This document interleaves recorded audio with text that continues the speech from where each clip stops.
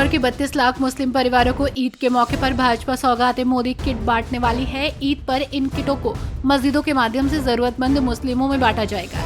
Shiv Sena UBT प्रमुख उद्धव ठाकरे ने कहा कि इस फैसले से भाजपा का दोहरा रवैया उजागर हो गया है। ये सौगात मोदी नहीं बल्कि सौगात सत्ता है। इस घटना ने भाजपा को एक्सपोज कर दिया है। दिल्ली के छात्र अब नीट और CUET की फ्री में कोचिंग कर सकेंगे। इन प्रवेश परीक्षा की तैयारी के लिए 180 घंटे की ऑनलाइन कोचिंग मिलेगी। बजट में की गई इस घोषणा के लिए दिल्ली सरकार ने कदम उठाया है।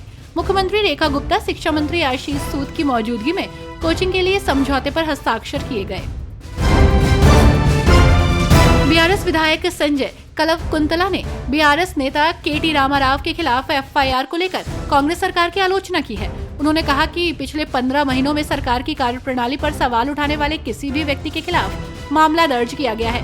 उन्होंने ये भी कहा कि राहुल गांधी संविधान और मोहब्बत की दुकान की बात करते हैं, लेकिन इस सरकार के पास केवल दुश्मन की दुकान है। बीजेपी विधायक करनैल सिंह ने सड़क पर नमाज पढ़ने पर ऐतराज जताया। इसको लेकर उन्होंने दिल्ली पुलिस कमिश्नर को चिट्ठी भी लिखी है।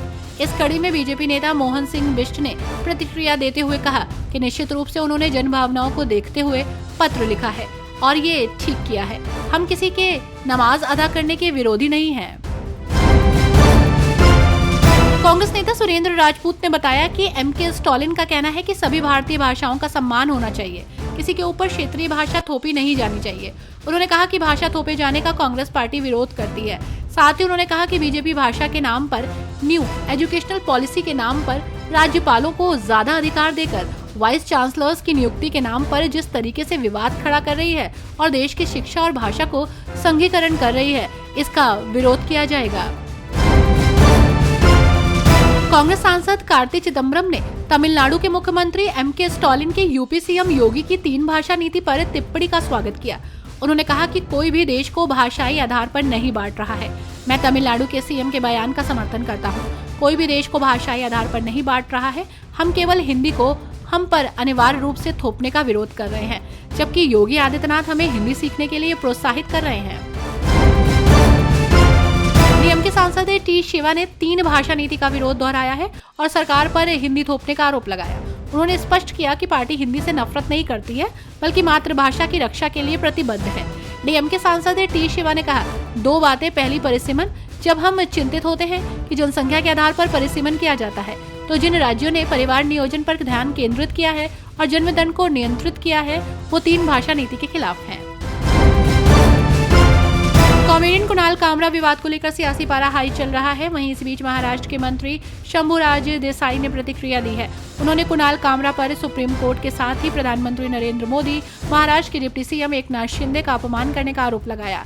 मंत्री ने चेतावनी देते हुए कहा कि अब जवाब देने का वक्त आ गया है।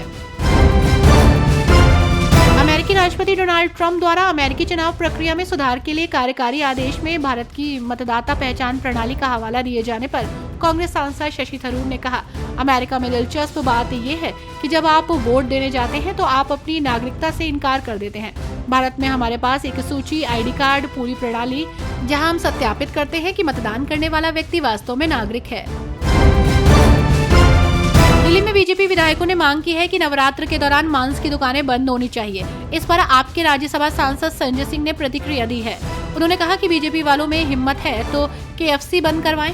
उन्होंने कहा कि बीजेपी वालों के भी रेस्टोरेंट हैं जहां मीट मुर्गा सब मिलता है। क्या उन्हें बंद करा दोगे? खाली गरीब का ठेला तोड़कर इन्हें बहादुर बनना है।